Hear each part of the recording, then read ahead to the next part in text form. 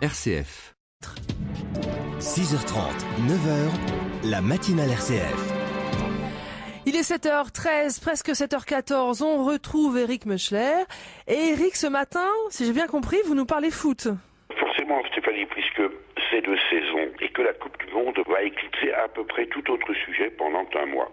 Mais le foot que j'évoque ce matin, ce n'est pas le football, littéralement balle au pied, mais le footprint, l'impression du pied, en français l'empreinte.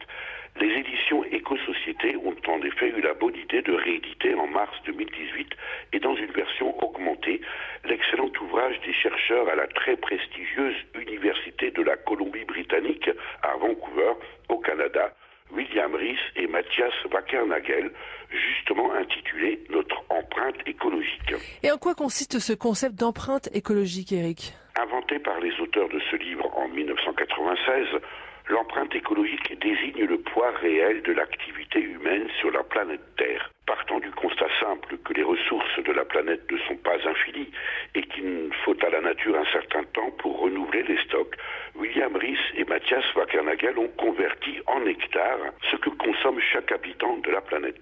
Vous imaginez bien, Stéphanie, qu'il y a de très grandes disparités selon les pays. Ainsi, selon le concept d'empreinte écologique, si tous les habitants de la planète vivaient comme un Américain, il faudrait disposer de plus de 5 planètes Terre, ou presque 3 planètes Terre, si tous les habitants vivaient comme un Français. On voit très vite l'impasse, Eric. Pour le moins, cela signifie que pour maintenir leur niveau de vie, les pays développés tapent clairement dans les ressources des pays pauvres, les empêchant en même temps d'accéder à un niveau de vie décent. Il n'y a dans l'analyse de Rees et Wackernagel aucune idéologie, juste un constat. Certes, on peut rêver à des parades, comme aller chercher de nouvelles ressources sur la Lune par exemple, mais c'est un pari fou et une totale utopie. Autrement dit, Eric, nous allons dans le mur ? Nous y sommes déjà, Stéphanie, puisqu'aujourd'hui, les habitants de la planète consomment ensemble 25% de plus que ce que la nature est capable de produire. L'équilibre a été rompu en 1970 et depuis cette date, nous puisons dans notre capital naturel au lieu d'optimiser et de mieux répartir les intérêts qu'il produit.